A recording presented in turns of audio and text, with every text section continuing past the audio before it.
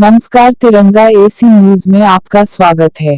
कृपया चैनल को subscribe, like व शेयर जरूर करें। दिनांक 10 दिसंबर 2023 को doctor Ishrat Lal memorial sunbeam school Dalimss group of school and hostel की ओर से रुद्राक्ष कन्वेंशन सेंटर वाराणसी में आयुक्त कार्यक्रम का आयोजन किया। इस कार्यक्रम को प्रदीप मधोक उर्फ बाबा मधोक द्वारा आयोजित किया गया, जिसमें सांस्कृतिक कार्यक्रम के अलावा सुपर 30 फिल्म जो आनंद कुमार की बायोपिक पर आधारित है, आनंद कुमार मुख्य अतिथि के तौर पर शामिल हुए। आपने अपने उद्गार से लोगों को बच्चों के प्रति कैसा व्यवहार करना चाहिए और आपका व्यवहार कैसा हो पर प्रकाश डाला। विशाल चौरसिया की रिपोर्ट।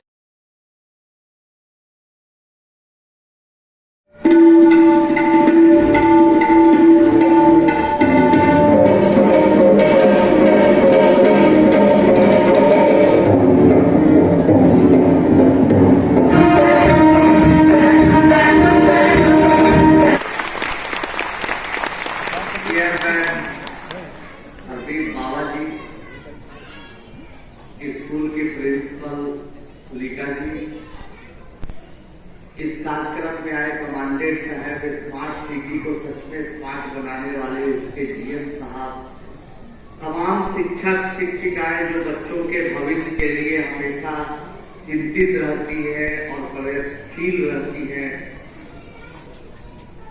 अलग अलग जगहों से आए बच्चों के पेरेंट्स और बनारस नहीं, उत्तर प्रदेश नहीं, बल्कि भारत के भविष्य आन बान शान वाले हमारे प्यारे प्यारे बच्चे होंगे। दरअसल में अभी बाबा ने कहा कि हम लोगों ने बुलाया और आनंद कुमार आ गए। सच पूछिए तो बाबा एक पहलवान आदमी है, लंबे चौड़े, देखने में भयानक। इनका स्कूल भी बड़ा, 25,000 स्टूडेंट पढ़ते हैं, लेकिन इससे भी बड़ा इनका दिल है और बहुत बढ़िया इंसान। जब मुझे स्कूल के बारे में बताया, इन्होंने बताया कि किस तरह से बच्चों के लिए समर्पित है। इनसे मुलाकात एक बार जयपुर में हुई, वहां एक सेमिनार में आए हुए थे। हमने पूछा कि आप यहाँ क्यों आए, तो बोले कि भाई हम बच्चों को पढ़ाते हैं, नई नई चीजों को सीखने आए हैं। बहुत बड़े बड़े एक्सपर्ट देश नई दुनिया से आए हुए, इसलिए हम सीखने आए हैं। अब क्या आप सीख के क्या करिएगा, तो जाके बच्चों को सिखाएंगे, टीचर्स को बताएंगे। उस दिन मैं सच में दोस्तों बहुत प्रभावित हुआ कि कोई स्कूल चलाने वाला आदमी, पहलवान आदमी इतना शिक्षा के लिए समर्पित है, अपने आप में बहुत बड़ी बात है। दूसरी वजह यहाँ आने की है कि जब भी बनारस से कोई इन्विटेशन आता है तो मैं ना नहीं करता। अपने शहर के बाद जिस शहर में सबसे ज्यादा मन लगता है, जुड़ाव है, वो शहर बनारस। वजह बता रहे, आप लोगों में से कौन कौन लोग हैं जो सुपर 30 फिल्म देखी है? ठीक है, आप देखे होंगे फिल्म पे कि हमारे पिताजी बहुत कम उम्र में हम लोगों को छोड़कर चले गए, लेकिन पिताजी एक बात कहा करते थे कि बेटा, सपना देखना कोई गुनाह नहीं, हम गरीब आदमी हैं, संगीत का हमको शौक है, पिताजी बताते थे।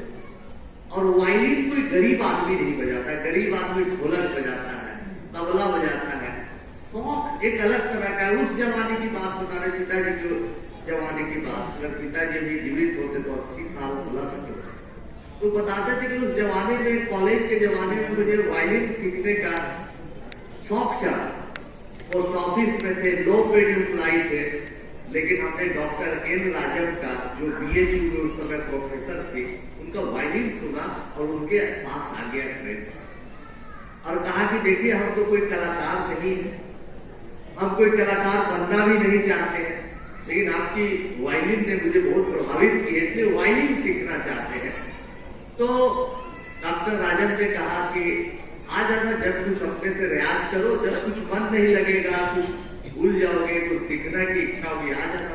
तो पिताजी आते थे, हम दो भाई छोटे छोटे थे, इतने बड़े बड़े, कहते थे चल बेटा बनारस चलोगे, जा रहे हैं वायलिन बजाने वहां सीखने। तो हम दोनों भाई को यहाँ पर लेके आते थे, दूसरी तीसरी कक्षा में पढ़ते थे। माता जी नहीं आती थी, हम दोनों भाई आते। आर्थिक संकट से पूरा परिवार को लेके नहीं चल सकते थे, दादी जी थी, बहुत सारी जिम्मेवारी थी। तो हम दोनों बच्चों को लेके आते थे और यहाँ पर बदौलिया में जाके लस्सी पिलाते थे, वहाँ नीचे पान खिलाता है लोग, वहाँ पान मीठा खिलाते थे, चाट, काशी चाट के पास चाट खिलाते थे, बहुत कुछ दिखाते थे, यहाँ सी घाट ले जाते थे और फिर रात की गाड़ी से पटना लेके वापस चले जाते थे। सुबह आते थे और रात को हम लोग यहाँ से चले जाते थे। ऐसा सिलसिला चलता और धीरे धीरे धीरे धीरे दोस्तों बनारस से मेरा प्रेम बढ़ता चला गया। जब मेरा भाई 10th पास किया तो उसकी इच्छा हुई कि वायलिन सीखा जाए। एन राजन जी थी, BHU में वायलिन सीखने यहाँ आया, रहता था। अब हमारी इच्छा हुई कि भाई BHU बिहार झारखंड उस समय कंबाइंड, कोई ऐसी लाइब्रेरी नहीं थी नए नए रिसर्च के बारे में जहाँ जानकारियां हो, नए नए जर्नल्स आते हो दोस्तों। तो हमने सोचा कि चलो भाई BHU चलते। मेरा आई कार्ड नहीं था क्योंकि यहाँ के स्टूडेंट्स नहीं थे। हाथ जोड़कर रिक्वेस्ट करके BHU सेंट्रल लाइब्रेरी में जाते थे और वहां पर पढ़ते थे। ट्रेन से आते थे, कई बार बिना टिकट के छिपते छिपाते यहाँ पढ़ते थे। यहाँ हॉस्टल में कई बार जमीन पर सो के भाई के साथ फिर वापस चले जाते थे। 10 दिन 15 दिन पर सैटरडे संडे जब मौका मिले ना तब चलाते थे कॉलेज से। और दोस्तों ये बनारस की धरती ने हमारी जिंदगी को बदली इसलिए क्योंकि वहां पढ़ने का, नई चीजों को सीखने का, ये पेरेंट्स, टीचर और बच्चों तीनों को बोल रहे हैं, बहुत फायदा, अपने आप को अपडेट करने का बहुत फायदा होता है। उससे नई जानकारियां मिली और हमारे कुछ पेपर यहाँ तक कि कैम्ब्रिज यूनिवर्सिटी में उस जमाने में पब्लिश हो गए जब मैं ग्रेजुएशन भी पूरा नहीं किया। ये बनारस की धरती की मिट्टी की ताकत के चलते, यहाँ जो अपॉर्चुनिटी है उसके चलते। कभी कभी यहाँ से थे कि हम थोड़ा सा भटक गए विषय से, लेकिन आदमी क्या है कि इमोशनल होता है तो भटक गए। उदय महाराज जी का यहाँ पर होता था प्रोग्राम, सुनते थे नादिम जिंदा तबला, किशन महाराज जी का सुनते थे। तो ये सब मैंने आए यहाँ पता चला रात में प्रोग्राम में, चलो रात भर जाड़ा में जग के सुन लेते थे। तो सब साथी और जमाना याद हो जाता है और उस जमाने में उस दुनिया में मैं खो जाता हूँ। इसलिए जब भी बनारस आता हूँ तो बड़ा अच्छा लगता है। इसलिए कोई भी बनारस आने का मौका मैं कभी चूकना नहीं चाहता। आज इसीलिए बाबा को लगा कि हमारे चलते आया, सच भी है, लेकिन हमारा एक स्वार्थ भी था कि अपनी जगह को, पुरानी जगह को देखो। उससे भी बड़ी बात, जब शादी हुई तब जब भी शादी के बाद वाइफ चर्चा करती थी तो बनारस की, क्योंकि वो IIT BHU से पास आउट है। तो वो उनकी याद अलग है, वो अपनी कहानी सुनाते कि ऐसे 25 साल पहले 20 साल पहले वहां खाते थे, वहां जाते थे, ऐसा गली चलिए बनारस घूम के आते हैं। तो ये बड़ा हमारा परिवार का जुड़ा हुआ, 2 पीढ़ियों से जुड़ा हुआ एक बड़ा अच्छा शहर है, बहुत खूबसूरत पवित्र मानसरोवर शहर है। इसमें आने का सौभाग्य मिला, आपके सामने बोलने का सौभाग्य मिला। इसलिए बाबा को, स्कूल के मैनेजमेंट को, तुलिका जी को, तमाम लोगों का मैं दिल से धन्यवाद। दोस्तों यहाँ तो आए हैं अपने बच्चों के लिए, उनके भविष्य के लिए। मैं ज्यादा समय न लेती, अच्छे अच्छे कार्यक्रम बच्चों ने दिया, दिखाया कि सच में उनमें प्रतिभा है। उनकी प्रतिभा को तराशने के लिए संविल स्कूल काफी प्रयत्नशील है। दोस्तों मैं ये बताना चाहता हूँ पेरेंट्स को कि कभी भी बच्चों पर दबाव मत। बहुत बार आदमी अपनी अधूरी इच्छाओं को, अपने अधूरे सपने को बच्चों पर, और या फिर अगल बगल जो समाज में देखता है, अपने समुदाय में देखता है, टेलीविजन पर देखता है, खबरों में देखता है, नेट पर देखता है, वैसे ही बच्चों को बनाना चाहता है। कि कभी मत बच्चों को खेलने दीजिए, भूलने दीजिए, फलने दीजिए और जो इनकी इच्छा है वो करने दीजिए। तो एक बार पेरेंट्स से पूछा कि नहीं तो बच्चा मोबाइल खेलता तो उसको खेलने दे, क्या बात करते हैं जनाब, पढ़ता नहीं है तो उसको डांटे नहीं, मत डांटे, एक रिस्क लेके देखिए। वही जोखिम लिया है जो व्यक्ति, वही जीवन में अच्छा किया है। आज एक सच्ची घटना बताते हैं, फिल्म बन रही थी, एक और बनारस की घटना तो फिर आते ही पेरेंट्स वाला, जब फिल्म बन रही थी बनारस से प्रेम की घटना, तो लोगों ने, हमने कहानी सुनाई कि बीएचयू के लाइब्रेरी में जाते थे, तो फिल्म वाले ने कहा कि इसको कोई काल्पनिक हम नहीं दिखाएंगे, बीएचयू जाके उसके लाइब्रेरी को शूट करेंगे, वहां दिखाएंगे, वहां ऋतिक रोशन को ले जाएंगे, बनारस घाट ले जाएंगे। और उन लोगों ने मेहनत करके बहुत मुश्किल से परमिशन लेके यहाँ लाए। ये हम कहना चाह रहे थे। तो फिल्म की एक घटना बता दी। उस फिल्म में आप देखे होंगे, पिताजी से मेरा बड़ा अच्छा लगा था। और अभी हमने सुना है कि छोटे छोटे बच्चे थे तो दोनों भाइयों को घुमाते थे। इस पर एक बहुत अच्छी घटना बता रहे, पिता पुत्र के विश्वास की घटना, प्रेम की घटना, की बच्चों पर दबाव क्यों नहीं बना। जब मैं बच्चा था, छोटा, यहाँ लाते थे बनाना, तो पिताजी घुमाते थे, पूरा खिलाते पिलाते थे, बेटा तुम एक दिन बड़ा आदमी करो। हम कह रहे पिताजी क्या बनेंगे बड़ा आदमी, हंसते थे, छोटा बच्चे थे, चलो चार खा लो, पकड़ा रहे, हमको खुश रहते थे। कभी कभी धीरे धीरे क्लास में कभी ऐसा लगने लगा कि मुझे साइंटिस्ट बनना चाहिए, मैं प्रयोग करने लगा, तरह तरह का ट्रांसमीटर बनाता था, रेडियो बनाता था। और कुछ साल के लिए 7th 8th में पढ़ाई में कमजोर हो गया। फिर भी पिताजी ने कभी डांटा नहीं, और उनमें यह यकीन था कि मेरा बेटा अच्छा करेगा। जब फिल्म बन रही थी दोस्तों, तो हम ध्यान से सुनिएगा, ज्यादा समय नहीं है। जब फिल्म बन रही थी तो हम अपनी कहानी सुनाए। ये एक सीन के बारे में बोले डायरेक्टर साहब हमारे फिल्म के, ऋतिक रोशन जी बोले कि नहीं इसको मत देखो, जनता विश्वास नहीं करेगी, इतना कैसे विश्वास कर लेगी। तो क्या सीन था बताते हैं, सच्चाई थी कि हमारे पिताजी हम पर इतना ट्रस्ट करते थे, इतना ट्रस्ट करते थे कि पूछिए ना। सुबह सुबह 5 बजे 5:30 बजे हमारे पिताजी हर सुबह उठते थे, 6 बजे 2 कप चाय बनाते थे, और ऐसे पकड़ के लाते थे, ट्रे भी घर में नहीं होता था, ऐसे पकड़ के लाते थे, कंधे से हमारा दरवाजा का गेट खोलते थे और हमको उठाते थे टेबल पर रखे, उठ बेटा उठ। हम उठते थे, चाहे हम भी शौकीन थे, 10th में थे, 9th में थे, उसी जमाने में उठाते थे, उठो बेटा उठो, उठ गए। तो हम सोचते थे पिताजी को कहे भाई भारतीय संस्कार के अनुसार प्रणाम, हम प्रणाम करते। उसके पहले मेरा पिताजी पैर छू के प्रणाम करते थे, एकदम शर्मा जाते थे, कह रहे क्या कर रहे हैं भाई, आप हमको प्रणाम कर रहे हैं। पिताजी बड़ा श्रद्धा के साथ बोलते थे कि बेटा तुम एक दिन बड़ा आदमी बनो, हम शायद न रहे, इसलिए आज ही तुमको प्रणाम करते थे, इतना ट्रस्ट करते थे। रिजल्ट खराब हो जाए कभी, कभी पढ़ाई के लिए स्कूल छूट जाए, कभी वो डांटते नहीं थे, बस उनका विश्वास था, जो उनके आंखों में विश्वास कि बच्चा मेरा कुछ अच्छा करेगा, वो विश्वास हमारी ताकत बनी। और पिताजी सिखाते थे कि बेटा दुनिया में कोई भी काम कर तो सबसे बढ़िया काम कर, कोई काम कर, कोई विषय पर, कोई सब्जेक्ट पर, लेकिन पढ़ तो सबसे बढ़िया पढ़ और सबसे अलग पढ़ के कुछ बड़ा करके दिखा। ये केवल मोटिवेट करते थे, अभी भी मार्क्स के लिए नहीं डांटते थे।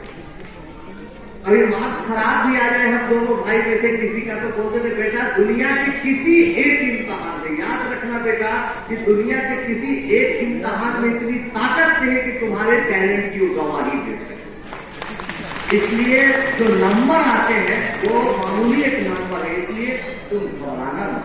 इतना अभी बातचीत हो रही थी पॉडकास्ट के लिए, बाबा के बच्चे से बात हो रही थी, यहाँ के स्कूल के बच्चों से वीडियो बना रहे थे, मुझे क्या तो मोटिवेशन कहाँ से आता है। तो जो पिताजी की वो आंखें थी, उनका जो चेहरा आज है नहीं दुनिया में, लेकिन जिस विश्वास के साथ, विश्वास के साथ देखते थे, वही हमारे मोटिवेशन का कारण है दोस्तों। और यही दृश्य की बात थी, तो लोग नहीं कोई विश्वास करे कि आपके पिताजी जितने, तो आपकी जिम्मेवारी जब आप नहीं जितने प्रेरित थे कि बच्चों पर दबाव नहीं बनाया। आज कोटा में सुसाइड की घटना घट रही है, आज बच्चे डिप्रेशन में जा रहे हैं, अन्य से सही दबाव बना। विश्वास रखिए, आपका विश्वास आपके बच्चे कभी नहीं तोड़ेंगे, वो विश्वास नाटकीय नहीं बल्कि दिल से होगा। अब बच्चों के लिए बात बता दें कि जो भी बच्चे यहाँ हैं, आप भारत के भविष्य हैं, आपको एक बहुत बड़ा अवसर मिला है। स्वामी विवेकानंद जी कहते थे, तो बचपन में मुझे यकीन नहीं होता था, बोलते थे कि तुम में असीम क्षमता है। स्वामी जी की किताब पढ़ते थे हम लोग बचपन में, उसमें लिखी हुई बातें रहती थी कि तुम में असीमित क्षमता है, असीम संभावनाएं हैं, तुम चाहो तो समुद्र को पी सकते हो। सोचते थे बचपन में कि भाई एक लोटा पानी नहीं पी सकते, समुद्र कैसे पी सकते, तुम पहाड़ को टुकड़े टुकड़े कर सकते हो। हमको लगता था भाई एक ईंट को नहीं छोड़ सकते, पहाड़ तोड़ने की बात हो रहे हैं स्वामी जी। लेकिन बच्चों जैसे जैसे उम्र बढ़ी लगा कि इतनी ताकत एक इंसान में, ऐसे ऐसे हमारे पास बच्चे हैं। यही बनारस के गलियों में रहने वाली, मंदिर के परिसर में रहने वाली निधि झा के पिताजी बनारस के गलियों में ऑटो चलाते थे और घर में खाने को ठीक से नहीं था, लेकिन निधि सपना देखती थी कि मुझे आईआईटी करना है। गरीबी पर आस्था पर थी। पटना लेके आए बच्ची को, बच्ची हमारे साथ रही। निधि 2 साल लगातार मेहनत की और आईआईटी में बहुत अच्छे रैंक से गई। और वो दिन हमारे लिए कितना बड़ा था कि निधि का परफॉर्मेंस इतना अच्छा आईआईटी में हुआ कि उसमें फ्रांस पर उस पर एक फिल्म बनी फ्रेंच भाषा में। फिल्म के रिलीज के दिन हमको और उसके मम्मी पापा, हमारे भाई बहनों जो साथ देकर सब लोगों को बुलाया गया। अब पेरिस के गलियों में बनारस की बेटी जिसके फादर ऑटो ड्राइवर से पोस्टर में लगी हुई। तो दोस्तों प्रतिभा की कमी नहीं, उस बच्ची में इतनी प्रतिभा थी कि उसको अवसर दिया गया। तो अच्छा कि आप बच्चे जो है, आपको तो इतना अच्छा स्कूल मिला है, इतने अच्छे टीचर मिले, इतने अच्छे मेंटर मिले, तुलिका जी जैसे प्रिंसिपल मिले हैं। आप सबका फायदा उठाइए, मेहनत करिए। कई बार ऐसा लगेगा, बच्चों को बता रहे, कई बार ऐसा लगेगा कि अंधकार है, समझ में विषय नहीं आ रहा है, इंटरेस्ट नहीं आ रहा है, कैसे पढ़े, मन ही नहीं लग रहा है। विषय को हाउ एंड व्हाई के साथ समझने का प्रयास करें।